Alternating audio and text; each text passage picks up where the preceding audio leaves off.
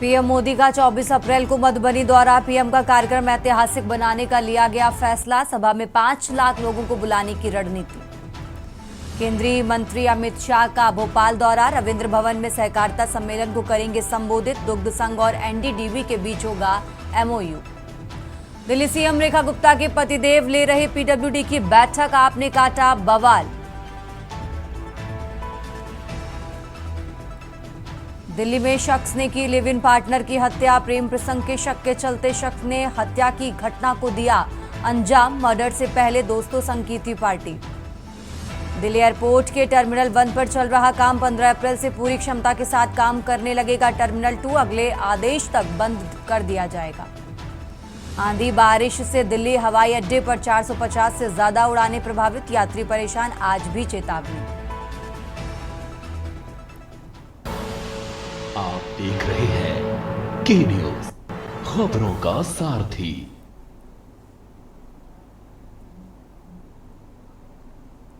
नमस्कार, आप देख रहे हैं के न्यूज इंडिया। मैं हूं आपके साथ तन्वी। बुलेटिन की शुरुआत करेंगे रायबरेली की खबर से। रायबरेली से खबर आपको बता रहे हैं, जहां अराजक तत्वों ने अंबेडकर की मूर्ति पर थूका है। अज्ञात लोगों ने मूर्ति पर पान मसाला थूका है। तो रायबरेली से खबर आपको बता रहे हैं, जहां आंख के ऊपर अज्ञात लोगों ने थूका मसाला। ग्रामीणों में आक्रोश दिख रहा है। दर्जनों की संख्या में ग्रामीणों ने शिकायती पत्र दिया है। शिकायत पत्र देकर कार्रवाई की मांग की है। डलमऊ कोतवाली क्षेत्र के अंबेडकर पार्क का ये मामला आपको बता रहे हैं। रायबरेली से अहम जानकारी, जहां ग्रामीणों ने शिकायत पत्र देकर कार्रवाई की मांग की है। डलमऊ कोतवाली क्षेत्र के अंबेडकर पार्क का ये मामला, जहां अराजक तत्वों ने अंबेडकर की मूर्ति पर थूका। अज्ञात लोगों की मूर्ति पर थूकने का ये मामला सामने आया है।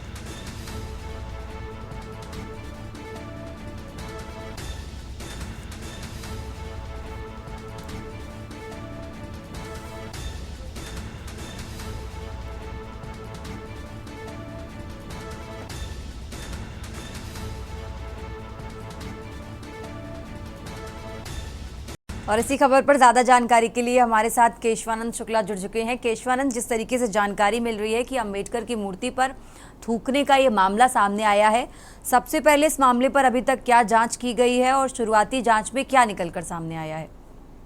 बिल्कुल, देखिए, पूरा मामला रायबरेली जिले के डलमऊ का है, जहां पे तहसील के सामने अंबेडकर की जो पार्क है, वहां पे अंबेडकर प्रतिमा पर जो है अराजक तत्वों के द्वारा थूकने का ग्रामीणों ने आरोप लगाया है। बताया जा रहा है कि वहां पे एक पार्क है डॉक्टर भीमराव अंबेडकर का, जहां पर जो है अराजक तत्वों के द्वारा अंबेडकर की जो प्रतिमा है उसके ऊपर थूकने का ग्रामीणों ने जिस पर आरोप लगाया, वही इस पूरे मामले को लेकर के शिकायती पत्र जो है रायबरेली जिले के डलमऊ थाना क्षेत्र में दी गई है। वहीं इस पूरे मामले को लेकर के रायबरेली पुलिस जांच पड़ताल में जुटी हुई है। वहीं प्रथम दृष्टया जो है बताया, पुलिस के द्वारा बताया जा रहा है कि बगल की मूर्ति के बगल में ही मोमोज की दुकान लगती है, जिसके द्वारा जो है किसी के बंदर के द्वारा वो मोमोज की चटनी जो है उस प्रतिमा के ऊपर फेंकी गई है। फिलहाल ग्रामीणों में देखा जा रहा है कि काफी आक्रोश देखने को मिल रहा है। वहीं रायबरेली के डलमऊ थाना पुलिस के द्वारा इस पूरे मामले की जांच की जा रही है, लेकिन प्रथम दृष्टया जो है पुलिस ने बताया है कि मोमोज की चटनी जो है वो डाल दी गई है। लेकिन अभी ग्रामीणों का आरोप है कि इस पूरे मामले की जांच की जाए। तो फिलहाल रायबरेली की जो पुलिस है वो पूरे हर प्रकरण में जो है जांच कर कार्रवाई की बात कह रही है। जी ठीक है केशवानंद, बहुत बहुत शुक्रिया आपका तमाम जानकारी दर्शकों तक पहुंचाने के लिए। और ये रायबरेली से खबर आपको बता रहे हैं, जहां डलमऊ कोतवाली क्षेत्र के अंबेडकर पार्क का ये मामला आपको बता रहे हैं।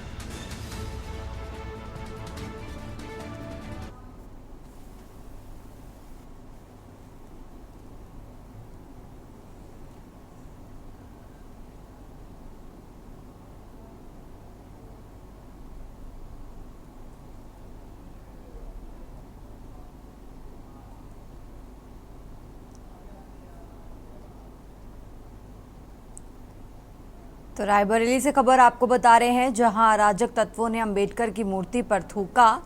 आंख के ऊपर अज्ञात लोगों ने थूका है।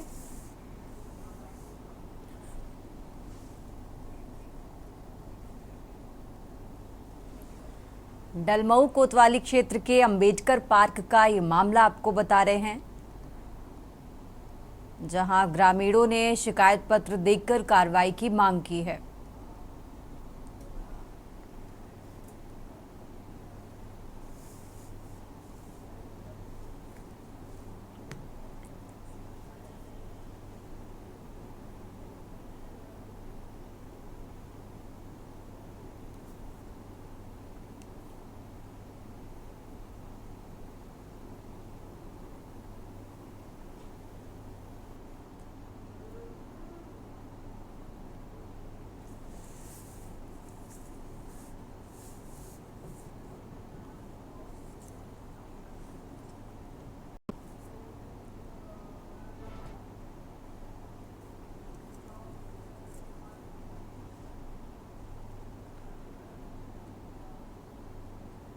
और चलिए अब सीधा आपको लिए चलते हैं राजधानी लखनऊ, जहां डॉक्टर भीमराव अंबेडकर के सम्मान अभियान कार्यक्रम के तहत एक कार्यक्रम का आयोजन किया गया है।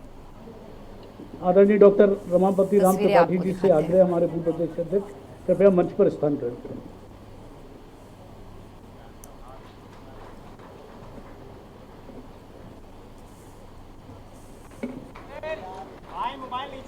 ये संविधान की पुस्तक आदरणीय असीम अरुण जी ने महाराज जी को भेंट के मैं आग्रह करूंगा आदरणीय धर्मेंद्र सिंह जी से कि अपने प्रदेश के अध्यक्ष आदरणीय भूपेंद्र चौधरी जी का स्वागत करने का कष्ट करें।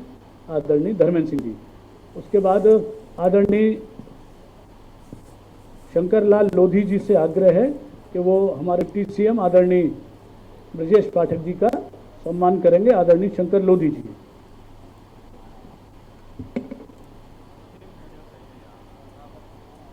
हमारे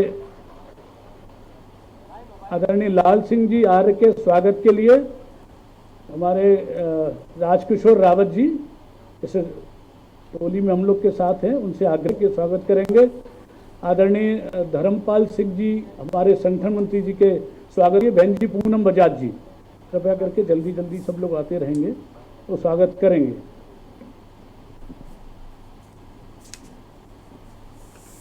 श्री आलोक सिंह जी से आग्रह है कि डॉक्टर महेंद्र नाथ पांडे जी का स्वागत करेंगे। आलोक सिंह जी, आदरणीय तरुण कांत त्रिपाठी जी, डॉक्टर रमापति त्रिपाठी जी हमारे पूर्व प्रदेश अध्यक्ष, उनका स्वागत करेंगे। बहन जी जल्दी करके।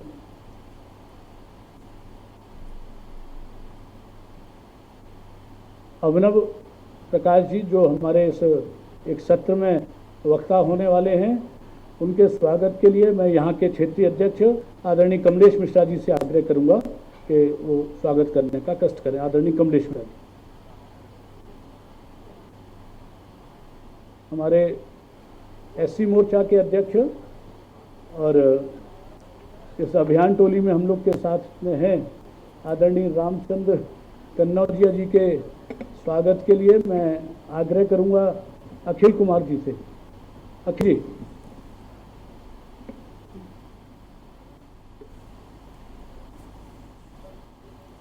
पीछे असीम अरुण जी के स्वागत के लिए आदरणीय शंकरलाल लोधी जी।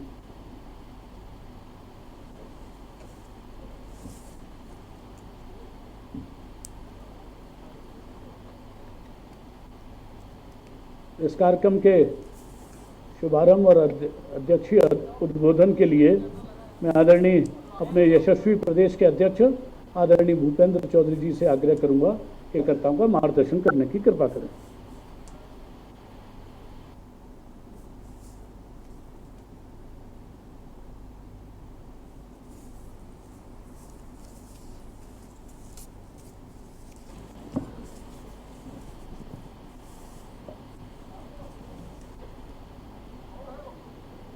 परम श्रद्धेय डॉक्टर भीमराव अंबेडकर जी के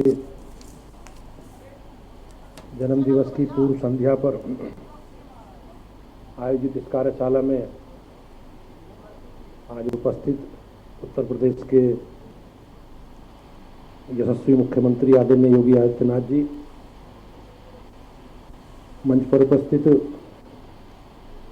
उत्तर प्रदेश सरकार के उप मुख्यमंत्री आदरणीय ब्रजेश पाठक जी, भारतीय जनता पार्टी अनुसूचित मोर्चा के राष्ट्रीय अध्यक्ष आदरणीय लाल यादव जी, प्रदेश के संगठन मंत्री आदरणीय धर्मपाल जी, भारतीय जनता पार्टी के पूर्व प्रदेश अध्यक्ष आदरणीय। और चलिए खबरों में आगे बढ़ते हैं, बात कर रहे हैं रायबरेली की। रायबरेली से खबर आपको बता रहे हैं, जहां ट्रांसमिशन में आग लगने के मामले में कार्रवाई हुई है। एक्सीएन समेत 3 अभियंता पर कार्रवाई हुई है। जांच में लापरवाही पर निलंबित किए गए हैं एक्सीएन समेत 3 अभियंता। तो ट्रांसमिशन में आग लगने से 10 करोड़ के उपकरण जल गए थे। निर्माणाधीन 400 केवी ट्रांसमिशन में लगी थी बीते दिनों आग। रायबरेली से खबर आपको बता रहे हैं, जहां 375 करोड़ की लागत से ट्रांसमिशन का निर्माण कार्य जारी है। 22 मार्च को निर्माणाधीन ट्रांसमिशन में आग लगी थी। प्रबंध निदेशक ने जांच के लिए 3 सदस्यीय टीम बनाई थी और जांच में ट्रांसमिशन में आग बुझाने के उपकरण नहीं पाए गए। जांच में उपकरण को खुले में रखा गया। अधिशासी अभियंता पवन कुमार को निलंबित किया गया है। इसी के साथ आपको बता दें, उपखंड अधिकारी और अवर अभियंता भी इस मामले में निलंबित किए गए हैं। तीनों को मुख्य अभियंता कार्यालय पारेषण लखनऊ संबद्ध किया गया है। रायबरेली से अहम जानकारी आपको बता रहे हैं, सलोन के सिरसिरा में 400 केवी ट्रांसमिशन का निर्माण जारी।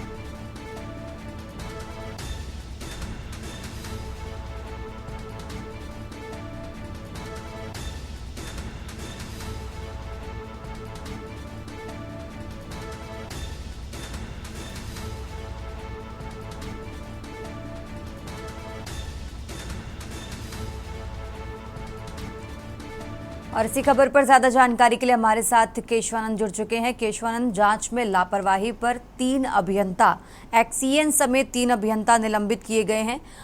क्या कुछ और खुलासा हुआ जांच में, जरा वो भी दर्शकों को बताएं। केशवानंद, पूरा मामला रायबरेली जिले के सलवन का है, जहां पे 22 मार्च को निर्माणाधीन ट्रांसमिशन में भीषण आग लग गई थी। बताया जा रहा है कि निर्माणाधीन जो ट्रांसमिशन है वो 400 केवीए का बनाया गया था, जिसमें 375 करोड़ रुपए की लागत से इसमें निर्माण कार्य चल रहा था। जिसमें देखा गया कि लापरवाही के चलते इसमें भीषण आग लग गई थी। आग में 10 करोड़ रुपए के जो उपकरण थे वो जल करके राख हो गए थे। जिस पूरे मामले को लेकर के बिजली विभाग के द्वारा इस पूरे जो प्रबंधक निदेशक है डॉक्टर रुपेश ने इस पूरे मामले की जो है 3 सदस्यीय टीम तैयार की थी और इस पूरे मामले में जांच में देखा गया कि लापरवाही एक्शन समेत 3 अभियंताओं पर लापरवाही देखी गई, जिसमें एक्शन समेत 3 अभियंताओं को निलंबित करने की कार्रवाई की गई, जिसमें देखा रहा कि लापरवाही के चलते उस ट्रांसमिशन में भीषण आग लगी थी, जिसमें 10 करोड़ रुपए की जो लागत से जो उपकरण वो जल करके राख हो गए थे। तो कहीं ना कहीं आज देखा जा रहा है कि 22 मार्च में लगी भीषण आग के बाद आज कार्रवाई की गई है। जी ठीक है केशवानंद, बहुत बहुत शुक्रिया आपका तमाम जानकारी दर्शकों तक पहुंचाने के लिए। और ये रायबरेली से खबर आपको बता रहे हैं जहां ट्रांसमिशन में आग लगने के मामले में कार्रवाई हुई है। 3 सदस्यीय जांच टीम का गठन किया गया था, जिसके बाद इस पूरे मामले की जांच की गई और जांच में सामने आया कि आग बुझाने के उपकरण नहीं थे और इस पूरे मामले में एक्सीएन समेत 3 अभियंताओं को निलंबित किया गया है।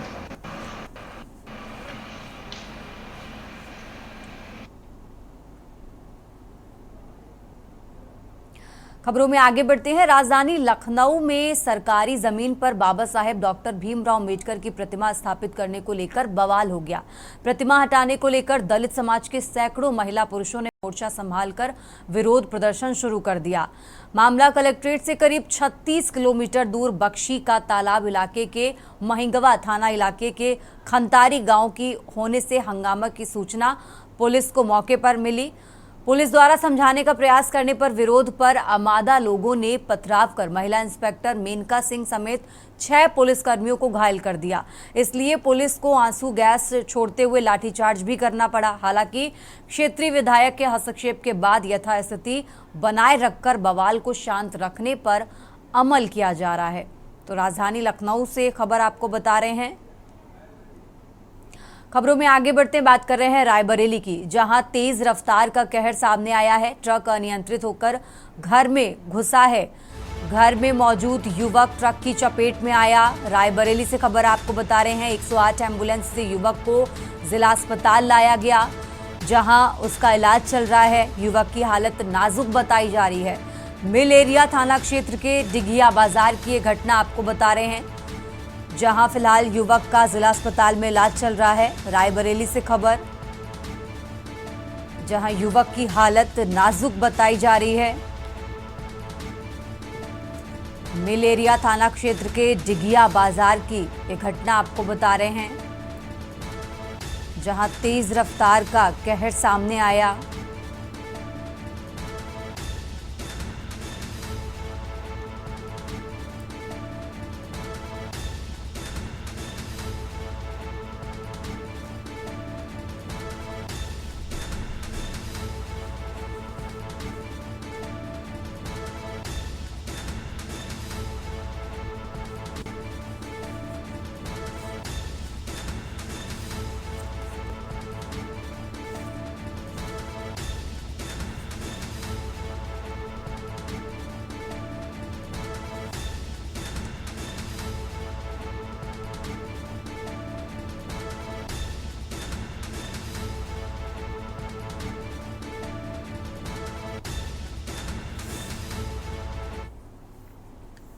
और चलिए खबरों में आगे बढ़ते हैं। बात कर रहे हैं हापुड़ की, जहां हाई टेंशन लाइन के टावर पर चढ़ा युवक, खतरे में पड़ी युवक की जान। प्रेमिका से नाराज होकर टावर पर चढ़ा युवक, स्थानीय लोगों ने समझा बुझा कर नीचे उतारा। हापुड़ से खबर आपको बता रहे हैं, जहां टावर पर चढ़े युवक का वीडियो वायरल हुआ। पुलिस मामले की जांच में जुटी है। थाना बाबूगढ़ के बचलोता बाईपास का ये मामला आपको बता रहे हैं, जहां फिलहाल पुलिस मामले की जांच में जुटी। टावर पर चढ़े युवक का वीडियो वायरल हुआ।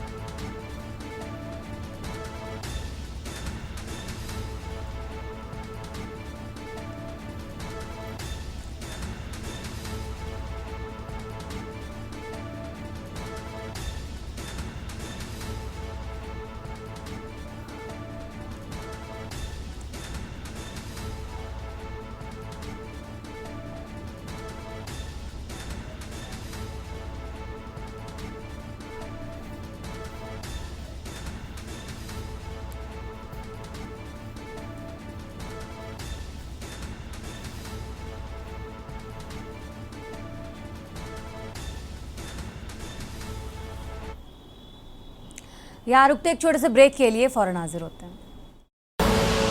आप देख रहे हैं के न्यूज, खबरों का सार।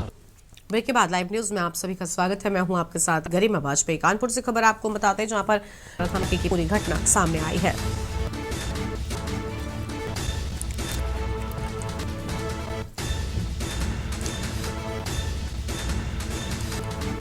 बड़ी जानकारी, आप सुरक्षा के पड़ोसी दीवार खड़ी करके करा रहे थे निर्माण। यह हम जानकारी आपको हम बता रहे हैं। दीवार बना किया, माने नहीं, और मलबा भी मेरे छत में जमा कर दिया। वो रात के गिरी तो मेरी छत भी गिर गई, मेरा लड़का चला गया, और बगल वाली हमसे लड़ पड़ी, बोली क्यों मना करती हो, बदंगी है, ये है, वो है, वो गाली देंगे, लड़ेंगे। तो साहब भूल रहे क्या करता था? जॉब कर, प्राइवेट नौकरी करता था। कैसे पता चला कि आपको? सुबह आधी मतलब 5 बजे हम जगाने थे कि चलो जगा ले, उठा लाए, खुला मंजन करे, चाय पिए, तो वो छत गिरी पड़ी थी। दौड़ के आए, एक लड़का मेरा नीचे था।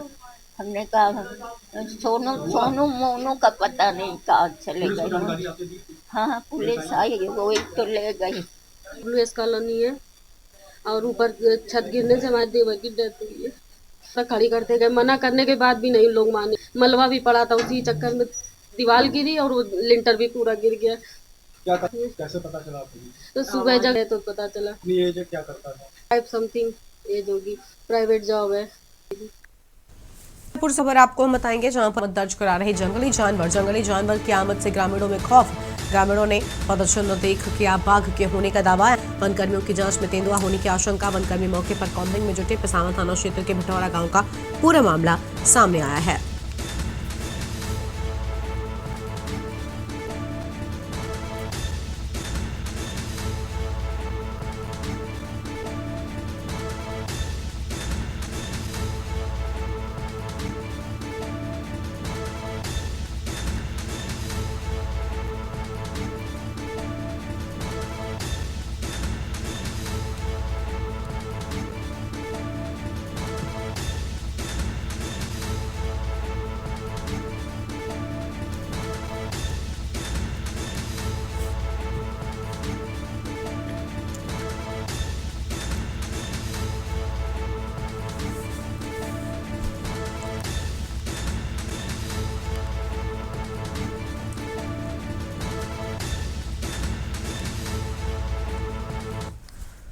फर्रुखाबाद के कमालगंज क्षेत्र से 112 पुलिस को एक नंबर से कॉल किया गया। कॉलर ने बताया कि क्षेत्र में गांव की एक महिला की हत्या करने के बाद उसके 15 टुकड़े कर नीले ड्रम में डालकर सीमेंट में जमा दिया जाएगा। 112 पर फोन आने के बाद पुलिस हरकत में आई और तुरंत ही लोकेशन पर पहुंची तो पता चला कि सफाई कर्मचारी के फोन से फोन किया गया था। सफाई कर्मचारी ने कहा कि कक्षा 5 की छात्रा है, बिटिया ने 112 पर फोन लगा देने की वजह से ये बात सामने आई है। वहीं 112 पुलिस की सतर्कता पीआरपी का वाहन ग्राम बलेपुर भी पहुंचा। कॉलर से संपर्क करने का प्रयास किया गया लेकिन उसका फोन स्विच ऑफ मिला। फिलहाल पुलिस अब डायल 112 के रिकॉर्ड को सुनने के बाद यह तय करेगी कि आवाज 5 कक्षा की छात्रा की है या किसी पुरुष की। इसके बाद ही आगे की कार्रवाई होगी।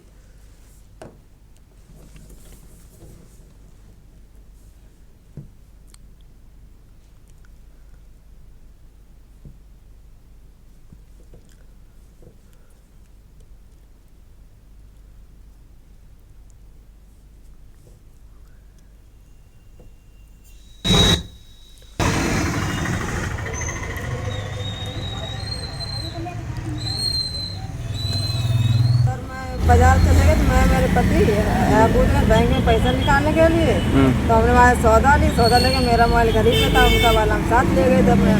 तो उनके वाले मैंने रिचार्ज कराया। 5 बजे का हम सौदा लेके हम घर पे आए। घर पे गाड़ी खड़ी करके अपना उनको वाला पति वाला मोबाइल चार्जिंग लगा के और मैं गेहूँ काटने चली गई है।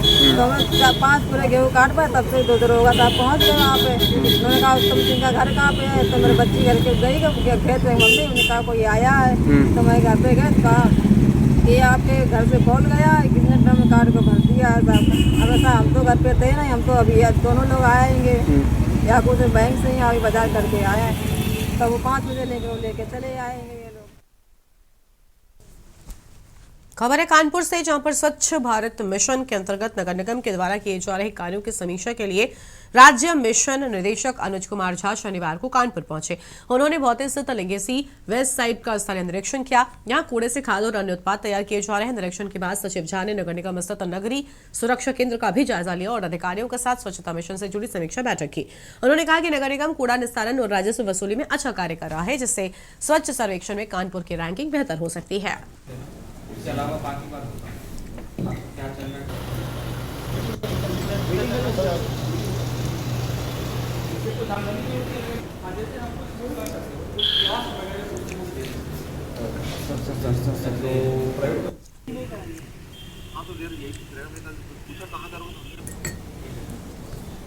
जैसे स्वच्छ भारत मिशन के तहत ये टारगेट है कि जो भी जहाँ भी चाहे तो लेगेसी का है अभी बचा हुआ है रेमेडिएट होने से, या जिन शहरों में अभी भी फ्रेश वेस्ट का जितना कूड़ा आता है अगर उसका पूरा मैनेजमेंट नहीं हो रहा है तो उसको सैंक्शन करके प्लांट की कैपेसिटी बढ़ा करके, या जो हमारे वेस्ट टू एनर्जी प्लांट्स हैं उनको लगा करके पूरा का पूरा का निस्तारण का प्लान है और शासन का माननीय मुख्यमंत्री जी का बहुत प्रायोरिटी है। तो उसी क्रम में आज जो है कानपुर के पूरे प्लांट का दिखा गया। तो कानपुर में जो अभी करंट में जो वेस्ट जनरेट हो रहा है पार्टी उसके पूरे मैनेजमेंट का काम चल रहा है और उसमें एक तरफ तो उसको ट्रीट करके और कंपोस्टिंग और बाकी जैसे RDF पैदा करके उसको प्लांट में भेजना है। और उसके अलावा दूसरी तरफ जो है जो CND वेस्ट है यानी कंस्ट्रक्शन और डिमोलिशन का जो वेस्ट है उसको यूज़ करके इंटरलॉकिंग टायर्स और बेंचेस वगैरह बनाए गए, जो काफ़ी अच्छा इनिशिएटिव मुझे दिखा, सही तरीके से उन्हें संचालित दिखा और आने वाले समय में उसका और बेहद रूप दिखेगा। जैसे यहाँ के पार्क्स है, यहाँ के इस तरह के जो नॉन ट्रैफिक एरियाज हैं उसमें उनका यूज़ होगा, पार्क्स में जो बेंचेस है उनका यूज़ होगा। गौरेला से खबर है, पति ने कुल्हाड़ी से हमला किया। पत्नी गंभीर रूप से घायल हुई। पत्नी के पीठ पर आई चोट। घायल महिला को लाया गया जिला अस्पताल। घायल महिला का नाम चंद्रवती। आरोपी महिला को पुलिस ने हिरासत में लिया है। बड़ी जानकारी आपको हम बता रहे हैं। पेंड्रा थाने के भाड़ी गांव की पूरी घटना सामने आई है। घायल महिला को जिला अस्पताल में भर्ती कराया गया, उसका इलाज जारी है। बड़ी खबर आपको हम बता दें।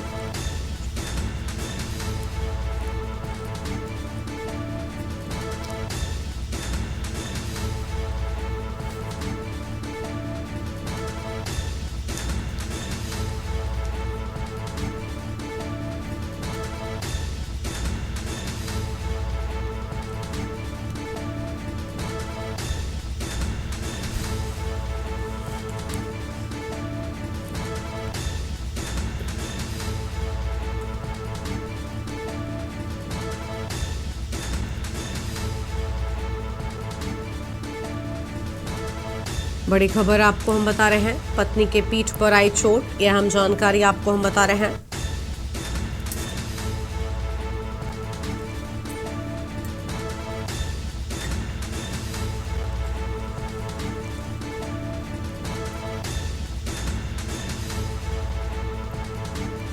आरोपी को पुलिस ने हिरासत में लिया। बड़ी जानकारी आपको हम बता दें।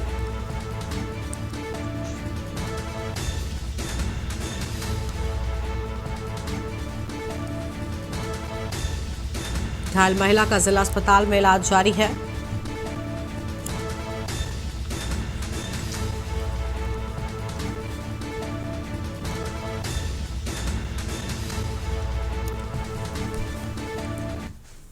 पेंड्रा थाना क्षेत्र के भाड़ी गांव में शराब के नशे में एक पति ने अपनी पत्नी पर कुल्हाड़ी से जानलेवा हमला कर दिया। ये बड़ी जानकारी आपको हम बता रहे हैं। आरोपी बुधराम सिंह का अपनी पत्नी चंद्रवती से विवाद चल रहा था, जो देखते ही देखते हिंसक हो गया और गुस्से में आकर बुधराम ने घर में रखी कुल्हाड़ी से हमला कर दिया, जिससे महिला गंभीर रूप से घायल हो गई। स्थानीय ग्रामीणों ने आरोपी को रस्सी से बांधकर पुलिस को सूचना दी। 112 की टीम मौके पर पहुंची और घायल महिला को प्राथमिक उपचार के लिए जिला अस्पताल ले जाया गया है।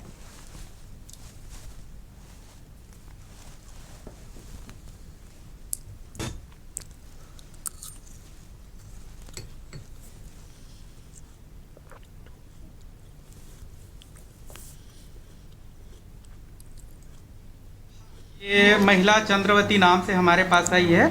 ये असॉल्ट का केस है। मरीज के परिजनों के द्वारा बताया गया है कि उनका ही पति कुल्हाड़ी से उनको पीठ में वार किया है। गंभीर चोट लगी हुई है। लेफ्ट साइड के स्कैपुलर बोन में फ्रैक्चर है, बहुत ज़्यादा ब्लीडिंग हुई है। मरीज का कंडीशन सीरियस है। ऑर्थोपेडिक सर्जन और जनरल सर्जरी ओपिनियन पश्चात उनको रिफ़र के लिए उनको एडवाइस किया गया है। तो अभी प्राथमिक उपचार पश्चात उनको सिम्स बिलासपुर के लिए रिफ़र किया जाएगा। ये क्या है, हमको जिससे 112 को इवेंट मिला था, इवेंट क्रमांक है 110। ये अपन कॉलर से फ़ोन में बात किए तो बताए कि उस एक महिला है, उसके पति उसको टंगिया से काट दिया है।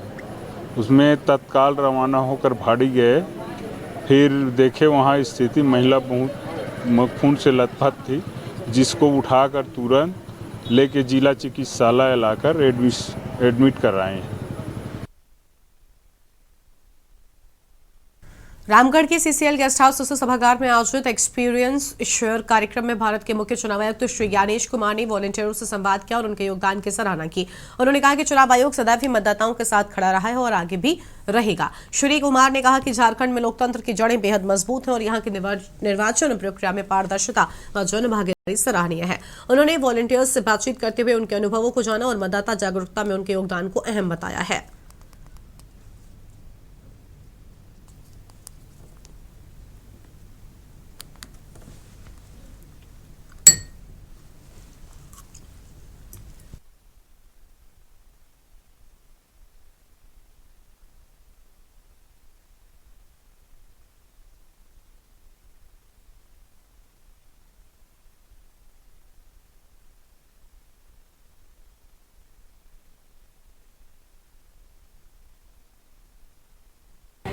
झारखंड के सभी निर्वाचकों को चुनाव आयोग का जोहार।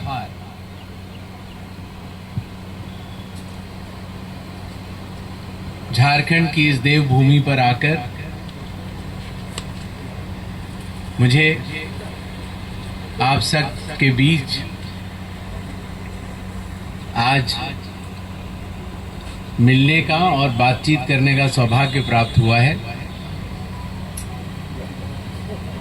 मेरे साथ झारखंड के chief electoral officer Shri Ravi, additional CEO doctor Neha,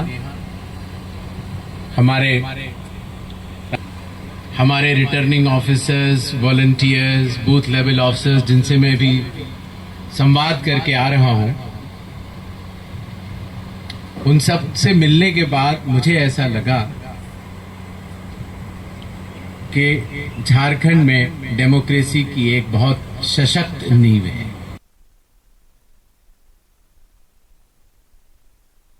अगली खबर रोहतक से है, जहां पर सांपला स्थित खरकौदा रोड पर रेलवे फ्लाईओवर की ढाल पर ट्राला चालक स्टीयरिंग पर अपना नियंत्रण खो बैठा। अनियंत्रित ट्राला सामने से आ रहे ट्रैक्टर और एक बाइक को टक्कर मारकर बिजली के पोल को तोड़ता हुआ गर्ल्स स्कूल की दीवार के पास जाकर रुका है।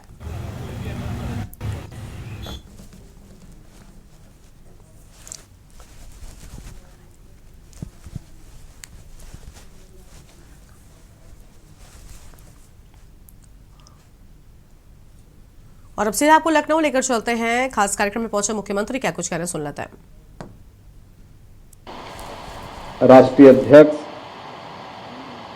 माननीय श्री लाल सिंह आर्य जी, भारतीय जनता पार्टी के प्रदेश के संगठन महामंत्री माननीय श्री धर्मपाल जी, भारतीय जनता पार्टी के पूर्व प्रदेश अध्यक्ष डॉक्टर रमापति राम त्रिपाठी जी, पूर्व केंद्रीय मंत्री और पूर्व प्रदेश अध्यक्ष डॉक्टर महेंद्र नाथ पांडे जी, प्रदेश अध्यक्ष अनुसूचित जाति मोर्चा श्री रामचंद्र कनौजिया जी, राष्ट्रीय उपाध्यक्ष युवा मोर्चा श्री विनोद प्रकाश जी, इस कार्यक्रम के जो संयोजक हैं प्रदेश महामंत्री श्री राम प्रताप सिंह जी, भारतीय जनता पार्टी प्रदेश की इस विशेष कार्यशाला में उपस्थित प्रदेश सरकार में मंत्रिमंडल के मेरे सहयोगीगण, माननीय सांसदगण, विधायकगण, जिलाध्यक्षगण और विभिन्न मोर्चा प्रकोष्ठों से जुड़े हुए पदाधिकारी और उपस्थित बहनों और भाइयों, मैं सबका इस कार्यशाला में हृदय से स्वागत करता हूं, अभिनंदन करता हूं। बाबा साहब की जयंती की एक दिन पहले आयोजित कार्यशाला अगले 12 दिन की 10-11 दिन की कार्य योजना को लेकर के भारतीय जनता पार्टी पूरे देश के अंदर एक विस्तृत कार्य योजना को लेकर के चल रही है। कार्यक्रम का उद्देश्य बहुत स्पष्ट है। पिछले 10 वर्ष में प्रधानमंत्री मोदी जी के नेतृत्व में भारतीय जनता पार्टी की केंद्र सरकार ने और विभिन्न राज्यों की भारतीय जनता पार्टी की सरकारों ने दलितों के लिए, वंचितों के लिए, पिछड़ों के लिए, महिलाओं के लिए कौन से कार्य किए हैं और उनकी उपलब्धि और रिजल्ट क्या है, और कौन से ऐसे कारक थे जो बाबा साहब भीमराव अम्बेडकर के उस सपने को साकार करने में बाधक थे। क्योंकि जब हम सही तथ्य जनता जनार्दन के सामने रखेंगे ही नहीं तो स्वाभाविक रूप से जो लोग अब तक गुमराह करके अपनी राजनीतिक उलू सीधा करते रहे हैं, वे लोग इसी प्रकार से गुमराह करके देश के अंदर अव्यवस्था पैदा करके उन दलितों का, वंचितों का शोषण करते रहेंगे और राजनीतिक सीढ़ियों पर चढ़ करके सत्ता की ऊंची दुकानों के पकवानों का स्वाद लेकर के दलितों को, गरीबों को, वंचितों को उनके अधिकारों से ऐसे ही वंचित करते रहेंगे। और इसलिए एक विस्तृत कार्य योजना के साथ भारतीय जनता पार्टी प्रदेश की कार्यशाला आज यहां पे आयोजित हो रही है। यद्यपि ये कार्यशाला 3 दिन पहले होनी थी, लेकिन गांव-गांव संपर्क के कार्यक्रम के कारण ये आज हुई है। आज का मुख्य कार्यक्रम बाबा साहब भीमराव अम्बेडकर की जहां कहीं भी प्रतिमा है, उनके नाम पे जहां कहीं भी पार्क है, आज भारतीय जनता पार्टी के कार्यकर्ता, जनप्रतिनिधि और सरकार के अधिकारीगण वहां पे स्वच्छता के एक विशेष कार्यक्रम के साथ जुड़ रहे हैं और उन्हें सम्मानित करके उन कार्यक्रमों को आगे बढ़ाने का काम कर रहे हैं। और कल के लिए जैसे 2020 में केंद्र सरकार ने राजकीय अवकाश घोषित करते हुए प्रत्येक केंद्रीय कार्यालयों में यह व्यवस्था सुनिश्चित की थी कि बाबा साहब भीमराव अम्बेडकर से जुड़े हुए उन मूल्यों पर, उन आदर्शों पर न केवल चर्चा की जाए बल्कि बाबा साहब भीमराव अम्बेडकर के प्रति अपनी श्रद्धांजलि को व्यक्त करने के विशेष आयोजन भी किए जाएं। और वैसे ही प्रदेश सरकार ने भी कल एक सार्वजनिक अवकाश के साथ साथ बाबा साहब भीमराव अम्बेडकर की प्रतिमा और पार्कों में पुष्पांजलि कार्यक्रम के साथ साथ चर्चा परिचर्चा करके इन मूल्यों को, इन आदर्शों को आगे बढ़ाने के लिए एक विशेष अभियान प्रारंभ किया है। और उसी तर्ज पर आज इस कार्यशाला के साथ हम सब जुड़ने का कार्य कर रहे हैं। इसमें कोई संदेह नहीं कि पिछले 10 वर्ष में प्रधानमंत्री मोदी जी के नेतृत्व में बिना भेदभाव के शासन की योजना का लाभ हर वंचित को, हर दलित को, हर गरीब को, हर महिला को, हर अन्नदाता किसान को पहुंचाने का काम यह भारतीय जनता पार्टी की सरकारों ने किया है।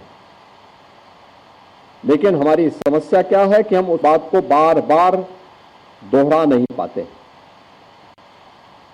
जिन लोगों को सुविधा मिली है उन लोगों तक हम इस बात को पहुंचाने के लिए कुछ देर प्रयास करते हैं, फिर वह प्रयास कहीं ना कहीं रुकता है। लेकिन यह एक विशेष अभियान जब हम इन कार्यक्रमों के जुड़ेंगे, और 10 दिन का ये बड़ा अभियान, क्योंकि जब भी आप कोई बड़ा कार्य करते हैं, किसी बड़े अभियान को अपने हाथ में लेते हैं या कहीं भी कोई ऐसी घटना होती है जो किसी दलित को, किसी गरीब को, किसी वंचित को उसके अधिकार से रोकने का कुत्सित प्रयास होता है, तो विपक्ष कोई ना कोई प्रोपेगेंडा अपनाने का काम करता है। आप सब जानते हैं, बांग्लादेश की घटना आपके सामने है, और बांग्लादेश की घटना को लेकर के मुझे लगता है 3 वर्ष पहले हमारे राज्यसभा के सांसद और SC/ST आयोग के पूर्व अध्यक्ष, उत्तर प्रदेश के पूर्व DGP श्री ब्रजलाल जी ने एक पुस्तक लिखी थी, और पुस्तक उन्होंने बाबा साहब भीमराव अंबेडकर और उस समय आजादी के समय के उन 2 दलित महायोद्धाओं की चर्चा करते हुए उसके तुलनात्मक अध्ययन पर आधारित थी। एक तरफ बाबा साहब भीमराव अंबेडकर, जिन्होंने कहा था कि मैं आदि भी और अंत भी मेरा एक भारतीय के रूप में रहेगा, और भारतीय के रूप में ही मैं अपनी पहचान को बनाए रखना चाहता हूं। और दूसरी तरफ जोगेंद्र नाथ मंडल थे, जिन्होंने पाकिस्तान का समर्थन कर दिया, लेकिन 1 वर्ष भी पाकिस्तान में नहीं रह पाए थे। बहनों और भाइयों, जोगेंद्र नाथ मंडल के कृत्यों की सजा आज भी बांग्लादेश के अंदर वहां का हिंदू प्राप्त कर रहा है। आप सब जानते हैं, बांग्लादेश में जो भी हिंदू है, जो प्रताड़ित हो रहा है, जो पीड़ित है, ये सभी दलित हिंदू हैं। और दलित हिंदू वहां पर किस कदर उनके साथ अत्याचार हो रहे हैं आपने देखा होगा। न कांग्रेस ने, न समाजवादी पार्टी ने, न ममता बनर्जी ने, किसी ने भी उनके पक्ष में आवाज नहीं उठाई। उठाई तो केवल भारतीय जनता पार्टी ने उठाई। भारतीय जनता पार्टी ने उठाई, और भारतीय जनता पार्टी इस बात के लिए प्रतिबद्ध है कि हमें हर हिंदू की रक्षा करनी है, और इसके लिए सिटीजनशिप अमेंडमेंट एक्ट भी बनाया कि किन्हीं कारणों से पाकिस्तान में, बांग्लादेश में, अफगानिस्तान में कोई सिंधु, कोई सिख, कोई हिंदू, कोई जैनी, कोई बौद्ध, अगर वहां भारत में आया है तो उसको भारत की नागरिकता मिल जाए, इसका विरोध करने वाले कौन लोग हैं? ये वही लोग हैं जो कांग्रेस के रूप में, समाजवादी पार्टी के रूप में गुमराह करने का काम कर रहे हैं। ये वही दल हैं। ये व्यवहारिक धरातल पर भी दलित और वंचितों का अधिकार छीनने के अधिकारी होते हैं। आप देखते होंगे कहीं दलितों की झोपड़ी पर, उनकी जमीन पर कब्जा करने वाले कोई लोग होंगे तो इन्हीं दलों से जुड़े हुए लोग होंगे। ये सर्वाधिक कब्जा करते हैं। और ठीक बात है कि सरकार का डंडा है, सरकार उनको ठीक भी करती है, दुरुस्त भी करती है कि जिससे वे लोग गरीबों की, वंचितों की जमीनों पर कब्जा न कर सके। लेकिन फिर भी उनके द्वारा किस प्रकार के राग अलापे जाते हैं, हमें आश्चर्य होता है। ये वही राज्य है और ये देश वही देश है जिस देश में वक्फ के नाम पर लाखों एकड़ लैंड कब्जे की गई है। और उनके पास कोई कागज नहीं, कोई राजस्व रिकॉर्ड नहीं, और राजस्व रिकॉर्ड नहीं तो सभी को वापस लेने की कार्रवाई, जब ये संशोधन विधेयक संसद में पारित हुआ है और अब इस पर कार्रवाई हो रही है, तो इसके लिए हिंसा भड़काई जा रही है। हिंसा में आपने देखा होगा कब पश्चिमी बंगाल में मुर्शिदाबाद 3 हिंदुओं की निर्मम हत्या हुई, उनके घरों से खींच करके उनकी हत्या हुई। और ये सब कौन है? ये सभी वही दलित हैं, वही वंचित हैं, वही गरीब हिंदू हैं जिसको इस जमीन का सर्वाधिक लाभ मिलने वाला है, सर्वाधिक लाभ मिलने वाला है। ये लैंड राजस्व के रिकॉर्ड में फिर से आएगी तो एक गरीब भी हाई राइज बिल्डिंग का, मल्टी स्टोरी बिल्डिंग का लाभ उठा पाएगा, उसको वहां अच्छे फ्लैट सरकार बना करके उपलब्ध करवा देगी।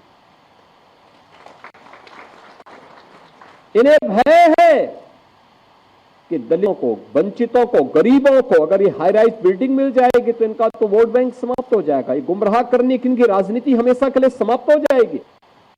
इसलिए लोग हिंसा भड़का रहे हैं, हिंसा का रास्ता अपना रहे हैं। आप देख रहे होंगे सिटीजनशिप अमेंडमेंट एक्ट पारित होने में जिसका लाभ सर्वाधिक पाकिस्तान, बांग्लादेश या अफगानिस्तान में जो वंचित हिंदू था, दलित हिंदू था, उनको भारत की नागरिकता देने का काम, जो कि कभी भी भारत में आए थे, 5 वर्ष पहले आए थे, उनको जब नागरिकता देने के कार्यक्रम को प्रधानमंत्री मोदी जी ने आगे बढ़ाया, इन्होंने पूरे देश के अंदर आंदोलन शुरू कर दिया, अभियान चालू कर दिया, बड़े बड़े आंदोलन किए, तोड़फोड़ की, आगजनी की। लेकिन सरकार ने भी दृढ़ता के साथ उसका सामना किया और सामना करते हुए आज इस नागरिकता देने का कार्यक्रम प्रारंभ किया है। कहां जाएगा? पाकिस्तान में, बांग्लादेश में पीड़ित हिंदू कहां जाएगा? और हिंदुस्तान की तरफ ही आएगा। दुनिया के अंदर कहीं भी कोई पीड़ित हिंदू होगा, वह आकर के अंततः हिंदुस्तान में ही आएगा और वह भारत में आकर के ही शरण लेने लिए मजबूर होता है। लेकिन कांग्रेस और समाजवादी पार्टी या टीएमसी जैसे दल हमेशा इसमें बाधक रहे हैं और उन लोगों ने उन्हें दोयम दर्जा नागरिक बनाने का काम किया, शरणार्थी के रूप में रखा। लेकिन भारतीय जनता पार्टी ने उन्हें अपनाया। ऐसे ही वक्फ संशोधन अधिनियम में भी लोगों ने वही हिंसा कर रहे हैं, धमकी दी जा रही है, फिर अव्यवस्था पैदा करने का प्रयास हो रहा है, क्योंकि इन्हें भय है कि और लैंड अगर राजस्व के खाते में वापस आएगी तो गरीबों को मिलेगी, हॉस्पिटल बनेंगे, मेडिकल कॉलेज बनेंगे, शिक्षा के अच्छे केंद्र बनेंगे, अटल आवासीय विद्यालय जैसे विद्यालय बनेंगे तो श्रमिकों की और वंचितों के बच्चों को वहां पढ़ने की आवाज से शुद्ध अच्छी व्यवस्था मिलेगी। इसलिए ये लोग उस कार्यक्रम को आगे नहीं बढ़ाने देना चाहते। बहनों और भाइयों, और जब इन मुद्दों की ओर से जनता का ध्यान हटाने के लिए आज कांग्रेस हो या समाजवादी पार्टी, ये राष्ट्र नायकों के अपमान पर उतारू हो चुकी है। ये राष्ट्र नायकों का अपमान करने पर उतारू हो चुकी। याद करिए 2012 में जब समाजवादी पार्टी की सरकार इस प्रदेश में बनी थी, समाजवादी पार्टी के तत्कालीन प्रदेश सरकार के मुखिया के रूप में उस सरकार के मुख्यमंत्री ने पहली घोषणा क्या की थी? उन्होंने कहा था जितने भी ये सामाजिक न्याय के स्थल बना दिए गए हैं इनको तुड़वाएंगे। और उस समय उन्होंने कहा था कि इनमें हम मैरिज हॉल खुलवाएंगे। आप देख रहे हैं ना, ये मानसिकता इनकी थी। उन्होंने किया भी। इसी लखनऊ में मान्यवर कांसी राम जी के नाम पर विश्वविद्यालय बना था, उसका नाम बदल दिया। सहारनपुर में बना था मेडिकल कॉलेज, उसका नाम बदल दिया। कन्नौज में मेडिकल कॉलेज बाबा साहब भीमराव अंबेडकर के नाम पे बना था, नाम बदल दिया। जब असीम अरुण जी ने मेरे सामने इस बात को रखा कि ये तो बाबा साहब के नाम पे था और बाबा साहब के नाम पर बने हुए मेडिकल कॉलेज का नामकरण इन्होंने बदलने का काम किया है। बहनों और भाइयों, तो फिर उसी कन्नौज में हम लोग जाकर के इस बात की घोषणा की कि नहीं, इसका नाम फिर से बाबा साहब भीमराव अंबेडकर के नाम पर ही होना चाहिए। और हम लोगों ने उस कार्यक्रम को वहां पर फिर से नामकरण के कार्यक्रम को फिर से वहां पे संपन्न किया। बहनों और भाइयों, किस कदर ये लोग उन महापुरुषों को जो सामाजिक न्याय के प्रतीक हैं, कैसे उनको अपमानित करते रहे, कैसे उनके खिलाफ षड्यंत्र करते रहे, ये सभी उदाहरण हमारे सामने हैं। आज भी ये लोग इसी प्रकार का विस्मरण करने का काम कर रहे हैं। कैसे करते हैं? महाराष्ट्र छत्रपति शिवाजी महाराज के खिलाफ वक्तव्य देते हैं। लखनऊ से आप सुन रहे थे मुख्यमंत्री योगी आदित्यनाथ को, जिनकी ओर से अहम बातें कही गई हैं। और इस बुलेटिन में इतना ही। तमाम बड़ी खबरों के लिए आप देख रहे हैं न्यूज़ इंडिया। नमस्कार। आप देख रहे हैं के न्यूज़, खबरों का सारथी।